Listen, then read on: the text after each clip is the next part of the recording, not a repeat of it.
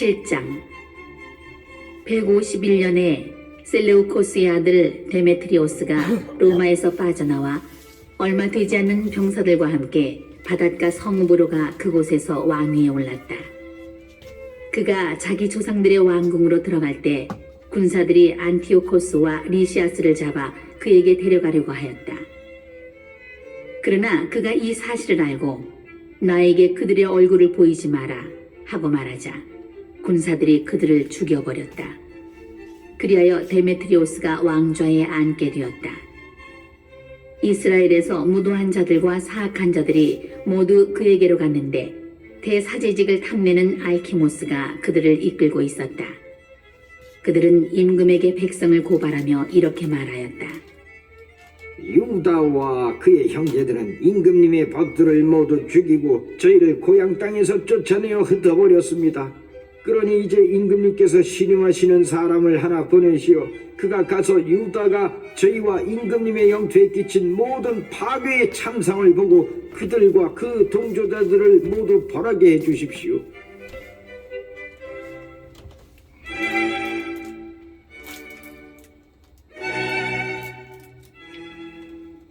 임금은 자기의 벗들 가운데에서 바키데스를 뽑았는데 그는 유프라테스 강 서쪽 지방의 총독으로서 나라의 큰 인물이며 임금에게 충실한 사람이었다. 임금은 자기가 대사제로 세운 사악한 알키모스와 함께 그를 보내면서 이스라엘 자손들에게 보복하라고 명령하였다. 그들은 대군을 거느리고 떠나 유다 땅으로 들어왔다. 바키데스는 유다와 그의 형제들에게 전령들을 보내어 거짓으로 평화의 말을 전하였다. 그러나 유다인들은 그들이 대군을 거느리고 온 것을 보고 그들의 말에 귀를 기울이지 않았다. 그런데 한 무리의 율법학자들이 알키모스와 바키데스에게 모여가서 모든 것을 올바르게 처리해달라고 요청하였다. 이스라엘 자손들 가운데에서 처음으로 그들과 평화를 모색한 사람들이 바로 이 하시드인들이다. 그들은 아론의 후손인 사제 한 사람이 군대와 함께 왔으니 그가 우리를 해칠 리 없다고 생각하였던 것이다.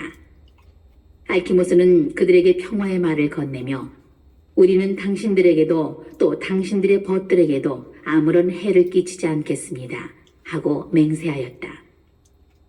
그래서 그들은 알키모스를 믿었으나 알키모스는 그들 가운데 60명을 붙잡아 단 하루에 죽여버렸다. 이는 기록된 말씀 그대로였다. 당신께 충실한 이들의 살과 피가 예루살렘 주변에 쏟아졌어도 그들을 묻어줄 사람이 아무도 없습니다. 그러자 온 백성이 그들 때문에 두려움과 전율에 사로잡혀 이렇게 말하였다. 저들에게는 진실도 공정도 없다. 저들은 자기들이 한 협약과 서약까지 어겼다. 바키데스는 예루살렘을 떠나 벳자잇에 진을 쳤다. 그는 병사들을 보내어 자기에게 넘어온 많은 이탈자들과 일부 백성을 잡아 죽이고 큰 우물에 던져버렸다. 그러고 나서 이 고장을 알키모스에게 맡긴 다음 그를 도울 군대를 남겨두고 임금에게 돌아갔다. 알키모스가 대사제직을 지키려고 안간힘을 쓰자 동족을 괴롭히는 자들이 모두 그에게 모여들었다. 그들은 유다 땅을 장악하고 이스라엘에 큰 타격을 입혔다. 유다는 알키모스와 그의 일당이 이스라엘 자손들에게 저지르는 온갖 악행을 보았다. 그것은 이 민족들이 저지른 것보다 더 심하였다. 그래서 유다는 온 유다 영토를 두루다니면서 이탈자들에게 보복하고 그들이 이 지방을 돌아다니지 못하게 하였다. 알키모스는 유다와 그의 군사들이 점점 강해지는 것을 보고 그들에게 맞설 수 없음을 깨달았다. 그래서 그는 임금에게 가서 그들을 두고 악의에 찬 고발을 하였다. 임금은 자기의 훌륭한 장수들 가운데 하나인 니카노르를 보내며 이스라엘 백성을 멸망시켜버리라고 명령하였다. 니카노르는 이스라엘을 미워하고 싫어하는 자였다. 그리하여 그는 대군을 이끌고 예루살렘으로 들어가 유다와 그의 형제들에게 거짓으로 평화의 말을 전하였다. 우리 싸우지 맙시다. 나는 당신들과 평화롭게 만나기 위하여 병사 몇 명만 데리고 가겠습니다. 그리하여 니카노르가 유다에게 가서 서로 평화롭게 인사하였다. 그러나 적들은 유다를 납치해갈 준비를 하고 있었다. 유다는 니카노르가 속임수를 품고 자기에게 왔다는 사실을 알고 그가 두려워 다시는 그를 만나려고 하지 않았다. 니카노르도 자기 계획이 탄로난 것을 알고 카파르살라마 부근으로 나가 유다에게 맞서 싸웠다. 니카노르 편에서 병사 500명가량이 죽고 나머지는 다윗성으로 달아났다. 이러한 일이 있은 뒤에 니카노르는 시온산으로 올라갔다. 몇몇 사제들이 성소에서 나와 백성의 원로 몇 사람과 함께 그에게 평화롭게 인사하고 임금을 위하여 바치는 번제물을 보여주었다. 그러나 그는 그들을 비웃고 놀리고 모욕하면서 거만하게 말하였다. 그러고 나서 화를 내며 맹세하였다. 만일 유다와 그의 군대를 당장 내 손에 넘겨주지 않으면 내가 무사히 돌아올 때에 이 집을 불태워버리겠다. 그러고는 더 크게 화를 내며 나갔다. 사제들은 안으로 들어가 제단과 성전 앞에 서서 울며 말하였다. 당신께서는 이 집을 선택하시어 당신의 이름으로 불리고 당신 백성이 기도하고 간청하는 집이 되게 하셨습니다. 저자와 그 군대에게 원수를 갚으시고 저들을 칼로 쓰러뜨려 주십시오. 저들이 저지른 불경을 잊지 마시고 저들을 그대로 두지 마십시오. 니카노르가 예루살렘에서 나와 벳호론에 진을 치자 시리아 군대가 그와 합류하였다. 유다도 병사 3,000명과 함께 하다사에 진을 쳤다. 그러고 나서 이렇게 기도하였다. 임금이 보낸 자들이 불경을 저질렀을 때 당신의 천사가 나와서 그들 가운데 18만 5천 명을 쳐 죽였습니다. 오늘도 저희 앞에서 저 군대를 치시어 니카노르가 당신 성소를 두고 악한 말을 하였음을 살아남은 자들이 알게 하시고 그의 악행에 따라 그를 심판하여 주십시오. 아다르달 14흔날에 양쪽 군대가 맞서 싸웠는데 니카노르의 군대가 패배하고 니카노르 자신은 그 전투에서 가장 먼저 쓰러졌다. 니카노르가 쓰러진 것을 본 그의 군대는 무기를 내던지고 달아났다. 유다인들은 신호나팔을 불며 그들을 뒤쫓아 하다사에서 가자라에 이르기까지 하룻길을 추격하였다. 게다가 주변의 모든 유다 마을에서 사람들이 나와 그들을 막았으므로 그들은 다시 유다의 군대 쪽으로 돌아설 수밖에 없었다. 그래서 그들은 모두 칼에 맞아 쓰러져 아무도 살아남지 못하였다. 유다의 군대는 전리품과 노획물을 거둔 다음 니카노르의 머리와 거만하게 내줬던 그의 오른손을 잘라가지고 돌아와서 예루살렘 성 밖에 걸어놓았다. 백성은 몹시 기뻐하며 그날을 큰 기쁨의 날로 경축하였다. 그리고 해마다 아다르달 14흔날을 경축일로 지내기로 결정하였다. 유다 땅은 한동안 평온하였다.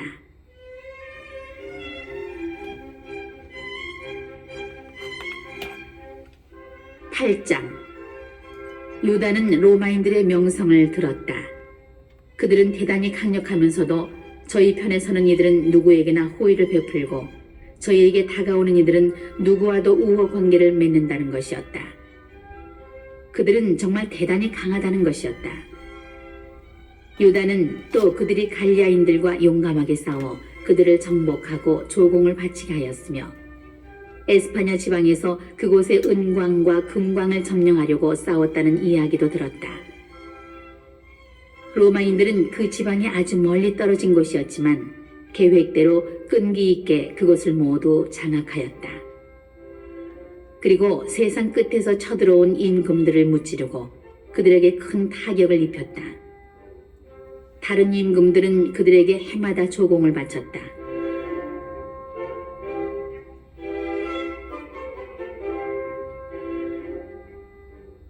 그들은 또 키팀 임금 필리포스와 페르세우스를 비롯하여 자기들에게 반항하는 자들과 싸워서 그들을 무너뜨리고 정복하였다. 그리고 코끼리 120마리와 기병대와 병거대와 막강한 군대를 이끌고 그들과 싸우러 온 아시아 임금 대안티오코스도 처부수었다. 그들은 안티오코스를 사로잡아 그와 그의 뒤를 잇는 임금들이 많은 조공과 인지를 바치게 하였다.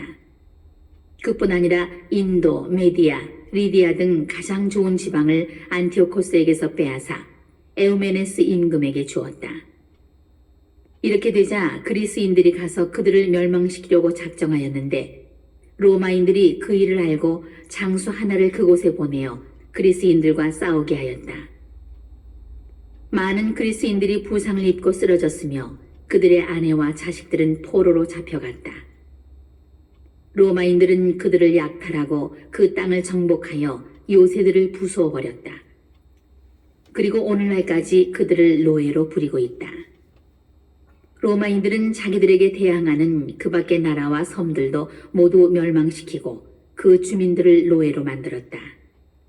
그러나 자기들의 벗들이나 자기들에게 의지하는 이들과는 우호 관계를 유지하였다. 로마인들이 이렇게 멀고 가까운 곳의 임금들을 정복하니 그들의 이름을 듣는 이는 누구나 그들을 두려워하였다. 그들이 도와서 임금으로 만들려고 작정하기만 하면 누구든지 임금이 되었고 그들이 작정하기만 하면 누구든지 물러나게 되었다. 이렇듯 그들의 위세가 드높았다. 그럼에도 로마인들은 아무도 왕관을 쓰지 않고 위엄있게 보이려고 자주색 천을 두르지 않았다.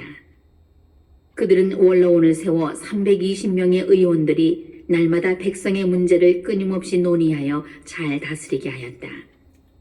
또 해마다 한 사람을 뽑아 백성을 다스리고 온 나라를 통치하게 하였다.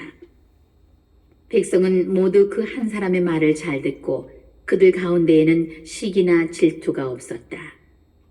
유다는 아코치의 손자이며 요한의 아들인 에우폴레모스와 엘하자르의 아들 야손을 뽑아 로마로 보내어 우호 동맹을 맺게 하였다. 그리스인들의 왕국이 이스라엘인들을 완전히 노예로 부리는 것을 보고 그 멍에에서 벗어나려는 것이었다. 그들은 아주 긴 여행 끝에 로마에 도착하여 원로원으로 들어가 이렇게 말하였다. 우리는 마카베우라고 하는 유다와 그의 형제들과 유다 땅의 백성이 보내서 여러분에게 왔습니다. 여러분과 평화 동맹을 맺어 우리가 여러분의 우호 동맹국으로 등록되게 해 주십사는 것입니다. 이 제안이 그들의 마음에 들었다. 그들은 청동 탁자에서 편지를 쓴 다음 예루살렘으로 보내어 평화 동맹의 기념으로 그곳에 보관하게 하였는데 이것이 그 사본이다. 로마인과 유다 민족이 바다와 육지에서 영원히 번영하고 이 두 민족에게는 전쟁이나 외침이 없기를 바란다. 로마나 로마인들이 지배하는 동맹국 가운데 어느 나라에서든 먼저 전쟁이 일어날 경우 유다 민족은 제때 마음을 다하여 참전해야 하고 로마의 결정에 따라 적에게 곡식과 무기와 돈과 선박을 제공하거나 보급해서는 안 된다. 유다 민족은 대가 없이 이 규정을 지켜야 한다. 마찬가지로 유다 민족에게 먼저 전쟁이 일어날 경우 로마인들은 제때 기꺼이 참전해야 하며 로마의 결정에 따라 적군에게 곡식과 무기와 돈과 선박을 제공해서는 안 된다. 로마인들은 이 규정을 거짓없이 지켜야 한다. 이러한 내용으로 로마인들은 유다 백성과 조약을 맺는다. 앞으로 여기에 무엇을 첨가하거나 삭제하려고 할 때에는 양쪽의 합의에 따라 해야 하며 그 경우 첨가나 삭제가 효력을 갖는다. 우리 로마인들은 데메트리우스 임금이 유다인들에게 저지른 악행에 관하여 그에게 이러한 편지를 썼다. 어찌하여 그대는 우리의 벗이며 우리가 동맹을 맺은 유다인들에게 멍에를 씌워 무겁게 하였소. 그들이 또다시 그들을 고발하며 탄원해오면 우리는 그들의 권리를 보호하고 바다에서든 육지에서든 그대와 싸울 것이요.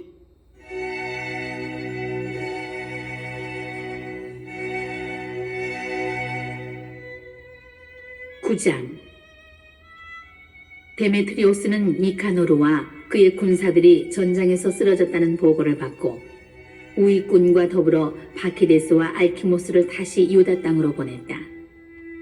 그들은 길갈로 가는 길로 행군하여 아르벨라의 메살롯을 향하여 진을 치고 그곳을 점령하여 많은 사람을 죽였다.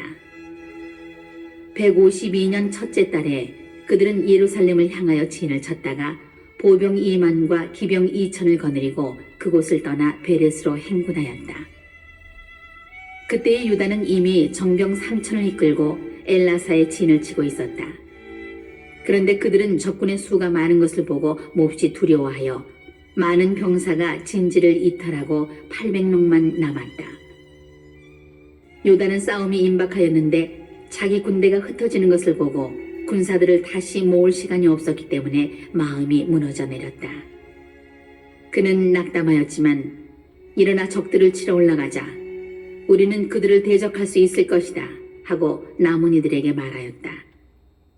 그러자 그들이 유다를 말리며 말하였다. 우리는 그럴 힘이 없습니다. 그러니 지금은 우리의 목숨을 구하고 나중에 우리 동포들과 함께 다시 와서 싸웁시다. 우리는 수가 적습니다. 그러나 유다는 이렇게 말하였다. 저들 앞에서 달아나다니 그런 일이 있어서는 안 된다. 우리에게 죽어야 할 때가 닥쳤다면 동포들을 위해서 용감하게 죽어 우리의 명예에 오점을 남기지 말자. 그때의 적군이 진지를 떠나 유다인들과 맞섰다. 적의 기병대는 두 편으로 나뉘었는데 투석병들과 궁수들이 군대의 선봉에 서고 강력한 돌격대도 모두 앞에 나섰다. 바키데스는 우익군에 있었다. 적의 양전열이 나팔을 불며 진격해오자 유다의 병사들도 나팔을 불었다. 양쪽 군대에서 터지는 함성으로 땅이 흔들리고 전투는 아침부터 저녁까지 계속되었다.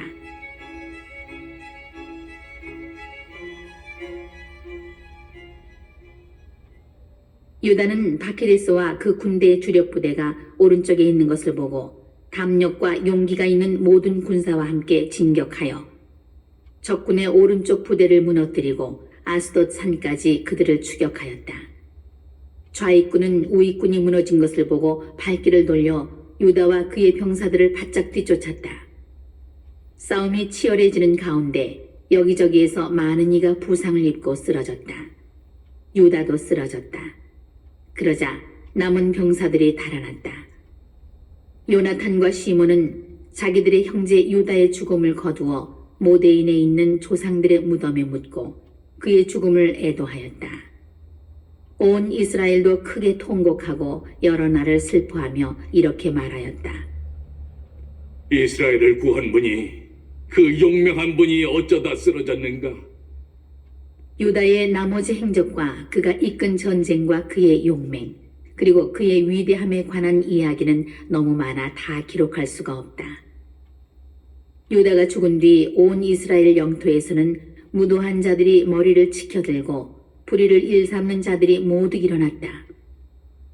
더구나 그때 큰 기근까지 들어 온 지방이 그들에게 넘어가고 말았다. 바키데스는 사악한 자들을 뽑아 온 지방을 다스리게 하였다. 그들이 유다의 벗들을 샅샅이 찾아내어 바키데스에게 끌고 가자 바키데스는 그들에게 보복하고 그들을 웃음거리로 만들었다. 그것은 이스라엘의 예언자가 끊긴 이래 일찍이 없었던 큰 재난이었다. 유다의 벗들이 모두 모여 요나탄에게 말하였다.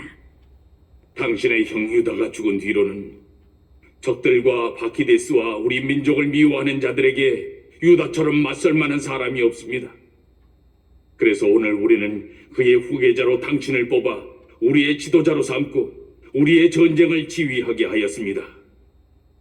그때부터 요나탄은 지휘권을 받아 자기 형 유다의 후계자가 되었다. 바키데스는 이 사실을 알고 요나탄을 죽이려 하였다. 그러나 요나탄과 그의 형 시몬과 그의 모든 군사는 그것을 알고 투코와 광야로 달아나 아스파르못가에 진을 쳤다. 바키데스도 안식일에 그 사실을 알고서 전군을 이끌고 요르단을 건넜다. 요나탄은 보급대의 책임자인 형 요한을 보내어 자기의 벗들인 나바테아인들에게 많은 양의 짐을 맡아달라고 부탁하였다. 그런데 메드바의 얀브리 자손들이 나와 요한을 붙잡고 그가 가진 모든 것도 함께 빼앗아 가버렸다.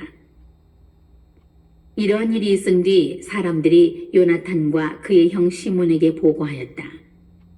얀브리의 자손들이 큰 혼인잔치를 벌이는데 가나안 대귀족의 딸인 신부를 데리고 큰 대열을 지어 나다밧에서 오고 있습니다. 그들은 자기들의 형 요한의 참혹한 죽음을 생각하며 산으로 올라가서 매복하였다. 그들이 눈을 들어보니 많은 짐을 진 소란스러운 행렬이 오는데 신랑과 그의 벗들과 형제들이 그 행렬을 맞이하러 손북을 치는 사람들과 악대와 무기를 든 많은 사람을 거느리고 나왔다. 그때 요나탄 형제가 매복해 있던 자리에서 나가 그들을 죽였다. 많은 사람이 부상을 입어 쓰러지고 살아남은 자들은 산으로 달아났다. 요나탄 형제는 그들의 물건을 모두 차지하였다. 그리하여 혼인잔치는 슬픔으로 변하고 그들의 악대 소리는 통곡으로 변하였다. 이렇게 요나탄 형제는 형의 참혹한 죽음을 복수하고 나서 요르단 습지로 돌아갔다. 보고를 받은 바키데스는 안식일에 큰 군대를 거느리고 요르단 강가로 나갔다. 그때 요나탄이 자기 군사들에게 말하였다. 일어나 우리의 목숨을 위하여 싸우자. 정녕 오늘은 어제와도 그제와도 같지 않다. 지금 우리는 앞뒤로 싸워야 한다. 이쪽은 요르단 강물이, 저쪽은 습지와 덤불이 가로막아 비켜나갈 곳이 없다. 그러니 이제 하늘을 향해 소리쳐 적들의 손에서 구해달라고 하여라. 싸움이 시작되자 요나탄은 바키데스를 치려고 손을 뻗었다. 그러나 바키데스는 그를 피하여 뒤로 물러섰다. 요나탄과 그의 군사들은 요르단 강에 뛰어들어 건너편으로 헤엄쳐 갔다. 그러나 적군은 그들을 뒤따라 요르단을 건너지 않았다. 그날에 바키데스 쪽에서 1000명가량이 쓰러졌다. 바키데스는 예루살렘으로 돌아와 유다에 있는 성읍들 곧 예리코의 요새와 엠마오, 벳호론, 베텔, 팀나, 파라톤, 테폰을 높은 성벽과 성문과 빗장으로 튼튼하게 하였다. 그러고 나서 이스라엘을 괴롭히려고 그곳에 수비대를 배치하였다. 또한 그는 베추르 성읍과 가자라와 예루살렘 성체를 튼튼하게 한 뒤 군대를 배치하고 양식을 쌓아두었다. 그리고 그 지방 지도자들의 아들들을 인질로 잡아다가 예루살렘 성체의 감옥에 가두었다. 153년 둘째 달에 알키모스는 성소 안뜰의 벽을 헐어버리라고 명령하였다. 예언자들의 업적까지 없애버리려는 것이었다. 그리하여 그것을 헐기 시작하였다. 그때의 알키모스가 갑자기 쓰러져 작업이 중단되었다. 그는 입이 막히고 굳어져 더 이상 말 한마디 못하고 집안일에 관해서조차 지시를 내릴 수 없게 되었다. 마침내 알키모스는 큰 고통 속에서 죽어갔다. 알키모스가 이렇게 죽는 것을 보고 바키데스는 임금에게 돌아갔다. 그리하여 2해 동안 유다 땅이 평온하였다. 무도한 자들이 모두 모여 논의하며 이렇게 말하였다. 지금 요나탄과 그의 군사들은 평온하고 안전하게 지내고 있어. 그러니 이제 우리가 바키데스를 다시 끌어들여 그가 저들을 하룻밤 사이에 모두 잡아가게 합시다. 그러고 나서 그들은 바키데스에게 가서 함께 모의하였다. 바키데스는 대군을 이끌고 떠나면서 유다에 있는 모든 동맹자에게 비밀리에 편지를 보내어 요나탄과 그의 군사들을 다 잡으라고 하였다. 그러나 그들의 음모가 알려져 실패하였다. 그러자 요나탄과 그의 군사들은 이 악행을 주도한 유다 지방 사람들을 50명가량 잡아 죽였다.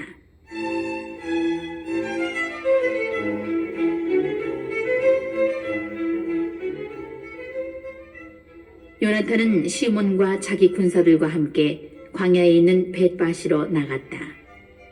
그는 그 성읍의 허물어진 데를 고치고 그곳을 견고하게 하였다. 이를 안 바키데스는 모든 군대를 소집하고 유다 땅의 동조자들에게도 명령을 내렸다. 그는 진군하여 벳바시를 향하여 진을 치고 여러 날 그곳을 치면서 공격 기구들을 만들었다.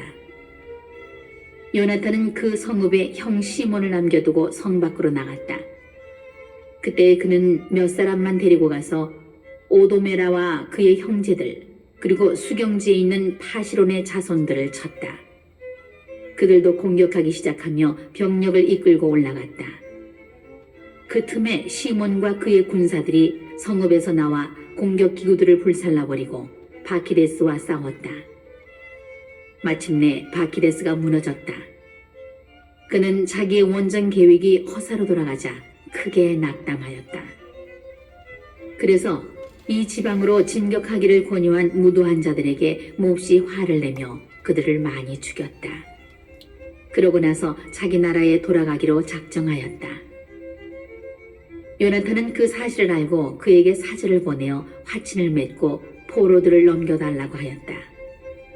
바키데스는 이를 받아들여 그의 말대로 하였다. 그는 일생 동안 내내 요나탄을 해치려 하지 않겠다고 맹세하고 전에 유다 땅에서 잡아간 포로들을 요나탄에게 넘겨주었다. 그 뒤에 바키데스는 자기 나라에 돌아가서 다시는 유다인들의 땅에 들어오지 않았다. 드디어 이스라엘에서 전쟁이 멈추었다. 미크마스의 자리를 잡고 백성을 다스리기 시작한 요나탄은 이스라엘에서 사악한 자들을 없애버렸다.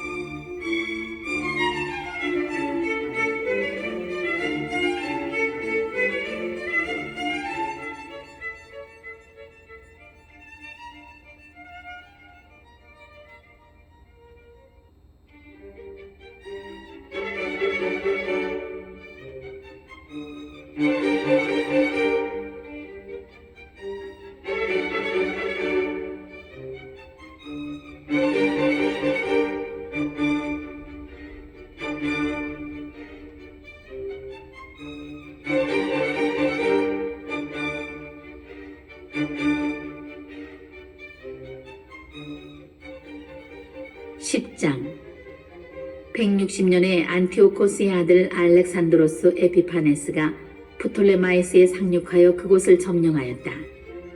사람들이 그를 환영하자 그는 그곳에서 왕위에 올랐다. 그 소식을 들은 데메트리오스 임금은 매우 큰 군대를 모아 그에게 맞서 싸우려고 나섰다.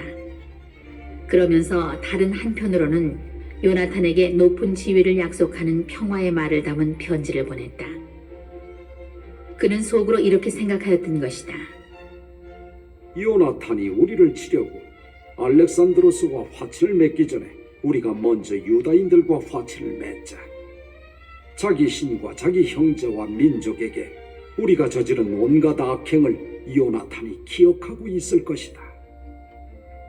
그래서 데메트리오스는 요나탄에게 자기의 동맹자가 되어 군대를 모으고 무장시키는 권한을 주었다. 그리고 성체에 가둔 인질들을 요나탄에게 넘겨주라고 명령하였다. 요나탄은 예루살렘에 와서 온 백성과 성체의 군사들이 귀를 기울이는 가운데 그 편지를 읽었다.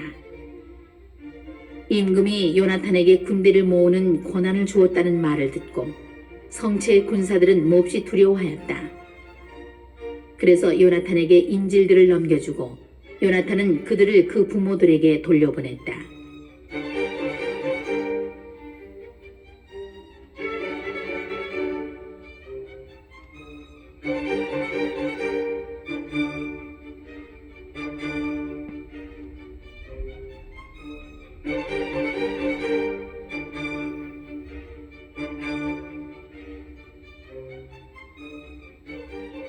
요나탄은 예루살렘의 자리를 잡은 뒤 이 도성을 보수하고 재건하기 시작하였다. 그는 작업을 하는 일꾼들에게 성벽을 쌓고 시온산을 네모진 돌로 둘러싸아 요새로 만들라고 명령하였다. 그들은 그대로 하였다. 그러자 바키데스가 지은 요새들에 있던 이민족들이 달아났다. 그들은 저마다 제자리를 버리고 고향으로 돌아간 것이다. 그러나 배추에 많은 율법과 계명을 저버린 자들이 일부 남아 있었다. 그곳이 피신처로 이용되었기 때문이다. 알렉산드로스 임금은 데메트리오스가 요나탄에게 편지를 보내어 약속한 것들을 다 들었다. 아울러 요나탄과 그 형제들이 이끈 전쟁과 그들의 용맹, 또 그들이 겪은 여러 가지 고난에 관해서도 들었다. 그래서 그는 이러한 인물을 어디서 또 찾을 수 있겠는가? 그러니 이제 그를 우리의 벗이며 동맹자로 만들자 하고 말하였다. 임금은 그에게 편지를 써서 이러한 말을 전하였다.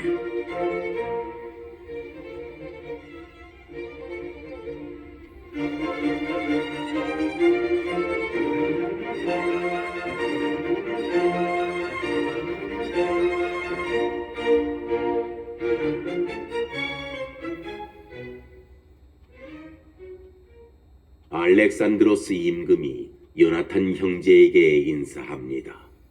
우리는 귀하가 대단히 강력한 인물로서 우리의 벗이 될 만한 사람이라는 말을 들었습니다. 그러므로 우리는 오늘 귀하를 귀민족의 대사제로 임명하고 임금의 벗이라는 칭호를 부여하기로 하였습니다. 우리 편이 되어 우리와 우정을 지켜주시기 바랍니다. 그리고 알렉산드로스는 그에게 자주색 옷과 금관을 보냈다. 이렇게 하여 요나탄은 160년 7째 달 초막절에 거룩한 사제 옷을 입었다. 그리고 그는 군대를 모으고 많은 무기를 마련하였다. 데메트리오스는 이 이야기를 듣고 속이 상하여 이렇게 말하였다. 알렉산드로스가 자기 기반을 튼튼히 하려고 우리보다 앞서 유다인들과 우호 관계를 다졌는데 우리는 대체 무엇을 하고 있었단 말인가? 나도 그들에게 격려의 말로 편지를 써서 높은 지위와 선물을 약속하고 그들의 협조를 받아야 하겠다. 그러고는 이러한 말을 써서 보냈다. 데메트리오스 임금이 유다 민족에게 인사합니다. 여러분이 우리와 맺은 계약을 지키고 우호 관계를 유지하여 우리의 원수들 편에 가담하지 않았다는 소식을 듣고 우리는 기뻐하였습니다. 앞으로도 계속 신의를 지켜주십시오. 여러분이 우리에게 보여준 호의에 꼭 보답하겠습니다. 우리는 여러분에게 많은 세금을 면제해주고 선물도 주겠습니다. 이제 나는 여러분에게 자유를 주고 모든 유다인에게 조공과 소금세와 왕관세를 면제해줍니다.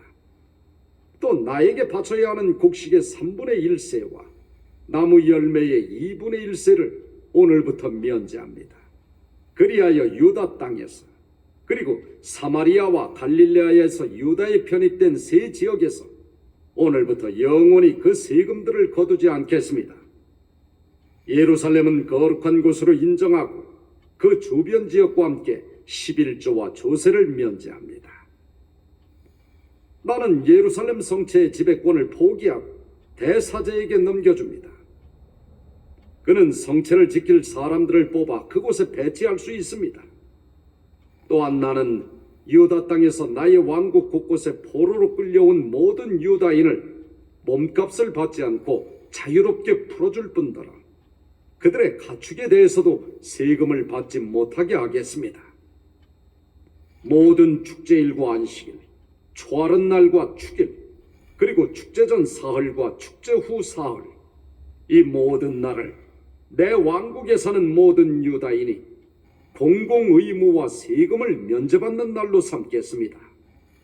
어느 누구도 이 모든 문제와 관련하여 유다인에게 세금을 강요하거나 그들을 괴롭힐 권리가 없습니다. 유다인들 가운데에서 3만 명이 임금의 군대에 편입되어 임금의 모든 군사와 똑같은 대우를 받을 것입니다. 그들 가운데 어떤 이들은 임금의 큰 요새에 배치되고 어떤 이들은 왕국에서 신임받는 자리에 배치될 것입니다. 그들의 상관과 지휘관들도 그들 가운데에서 나올 것이며 또 그들은 임금이 유다 땅에 명령을 내린 대로 자기들의 법에 따라 살 수 있을 것입니다. 사마리아 지방에서 유다에 편입된 세 지역은 유다와 합쳐지고 한 통치자에게 속한 것으로 간주됩니다. 그러므로 대사제 말고는 다른 어떤 권력자에게 복종하지 않아도 좋습니다. 나는 프톨레마이스와 그 인접 지역을 예루살렘 성소에 선물로 주어 성소의 경비를 충당하도록 하겠습니다. 여기에 덧붙여 나도 해마다 적절한 곳에서 거둔 임금의 수입 가운데에서 은 15,000세켈을 주겠습니다. 관리들이 처음 몇 해 동안 주다가 나중에는 주지 않던 모든 추가 보조금도 지금부터는 성전 비용으로 다시 내줄 것입니다. 거기에다 해마다 성소 수입에서 받아오던 은 5,000세켈도 면제합니다. 그것은 그곳에서 봉직하는 사제들의 몫이기 때문입니다. 임금에게 빚을 졌거나 그 밖에 온갖 다른 사정으로 예루살렘 성전이나 그 경내 어디로든 달아난 자는 누구나 사면 되고 내 왕국에 있는 제 소유물도 다 되돌려 받을 것입니다. 성소 건물을 보수하고 재건하는 경비는 임금의 수입에서 충당할 것입니다. 또한 예루살렘 성벽을 보수하고 그 둘레를 튼튼히 하는 경비도 임금의 수입에서 충당하며 유다 땅의 다른 성벽들을 보수하는 비용도 그렇게 할 것입니다. 요나탄과 백성은 이 말을 듣고 아무도 그것을 믿거나 받아들이지 않았다. 그들은 데메트리오스가 이스라엘에서 저지른 엄청난 악행과 자기들을 몹시 괴롭힌 일을 기억하였기 때문이다. 그러나 자기들에게 먼저 평화의 말을 해온 알렉산드로스에게는 호감을 가지고 언제나 그와 동맹 관계를 유지하였다.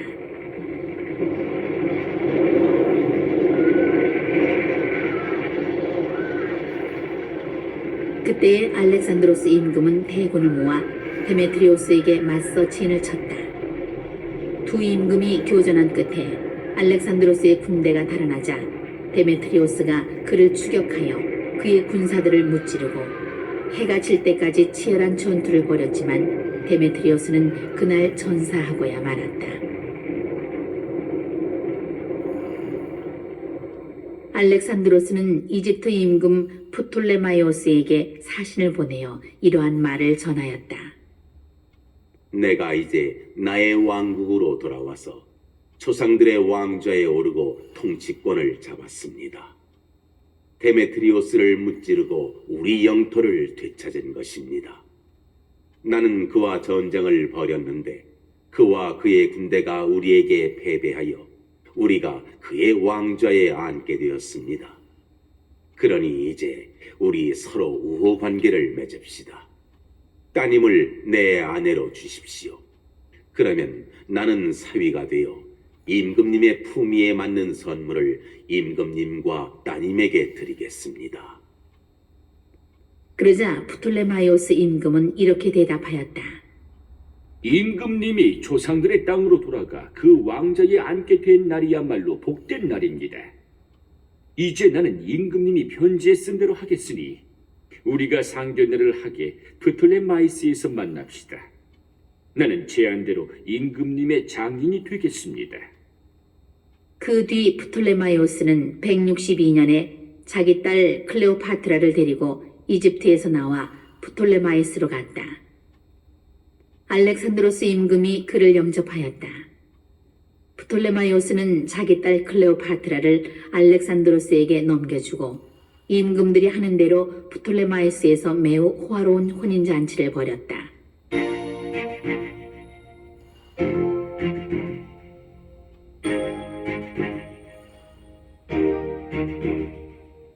알렉산드로스 임금은 요나탄에게 자기를 만나러 오라고 편지를 썼다. 그래서 요나탄은 화려한 행렬을 이끌고 프톨레마이스로 가서 그 두 임금을 만나 은과 금을 주고 그들의 벗들에게도 많은 예물을 주어 호감을 샀다. 그때에 이스라엘에서 간악한 자들 곧 변절자들이 몰려가서 그를 고발하였지만 임금은 그들의 말에 주의를 기울이지 않았다. 임금은 오히려 요나탄의 옷을 벗기고 자주색 옷을 입혀주라고 명령하였다. 부하들이 그대로 실행하자 임금은 그를 제 곁에 앉히고 신하들에게 말하였다. 너희는 이분을 모시고 성읍 한복판으로 가서 아무도 어떤 문제로든 이분을 고발하거나 어떤 구실로든 이분을 괴롭히지 말라고 선포하여라. 요나탄을 고발한 자들은 그렇게 선포되는 대로 그가 영광을 차지하고 자주색 옷을 입은 것을 보고는 모두 달아났다. 그러자 임금은 그를 영광스럽게 하여 첫째가는 벗들 가운데 하나로 등록시키고 그를 총독으로 또 지방장관으로 세웠다. 요나탄은 기뻐하며 평화로이 예루살렘으로 돌아왔다. 165년에 데메트리오스의 아들 데메트리오스가 크레타에서 나와 자기 조상들의 땅으로 들어갔다. 알렉산드로스 임금은 이 소식을 듣고 몹시 걱정하며 안티오키아로 돌아갔다. 데메트리오스가 아폴로니우스를 코일레 시리아의 총독으로 세웠다. 아폴로니우스는 대군을 모아 얌니아의 진을 치고 대사제 요나탄에게 사람을 보내어 이러한 말을 전하였다. 오로지 그대만 우리에게 저항하고 있어. 그대 때문에 내가 웃음거리가 되고 조롱거리가 되었어. 어찌하여 그대는 그 산속에서 우리에게 위세를 부리는 것이오. 지금이라도 그대의 군대를 믿는다면 우리가 있는 평야로 내려오시오.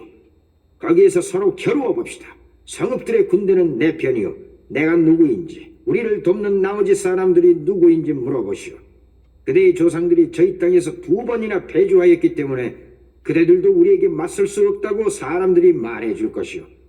평야에서는 그대가 이처럼 많은 기병과 군대와 겨룰 수 없어. 이곳에는 돌도 자갈도 없고 달아날 데도 없어.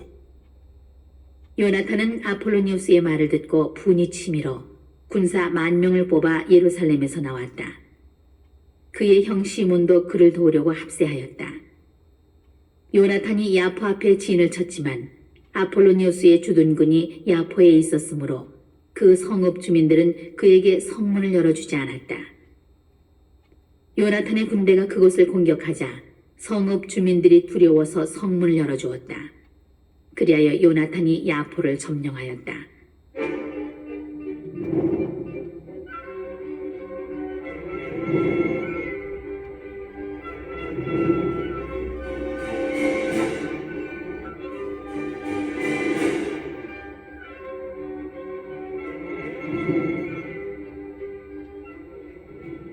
아폴로니우스는 이 소식을 듣고 기병 3,000과 큰 군대를 집합시켜 그곳을 그냥 지나치는 척하며 아스돗으로 갔다. 그는 또한 자기의 수많은 기병대를 믿었으므로 평야로 진군하였다. 그러자 요나탄이 그를 뒤쫓아 아스돗까지 갔다. 거기에서 양쪽 군대가 맞서 싸웠다.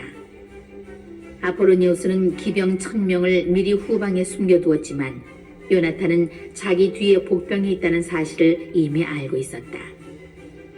적군은 요나탄의 군대를 포위하고 그의 병사들에게 아침부터 저녁까지 활을 쏘아댔다. 그러나 병사들은 요나탄이 명령한 대로 꿋꿋이 버티었다. 마침내 적의 군마들이 지치게 되었다. 이렇게 적의 기병대가 지쳐 있었으므로 시몬이 자기 군대를 이끌고 가서 적의 전열과 맞서 싸우자 적군은 시몬에게 패배하여 달아났다. 기병대도 평야에 뿔뿔이 흩어져 목숨을 구하려고 아스돗으로 달아나 저희 신전인 벳다곤으로 들어갔다.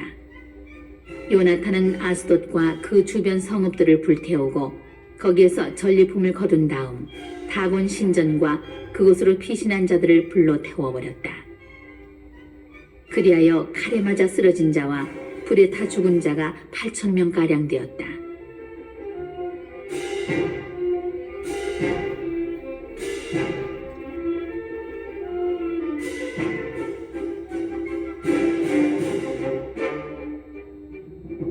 요나탄은 그곳을 떠나 아스클론을 향하여 진을 쳤다.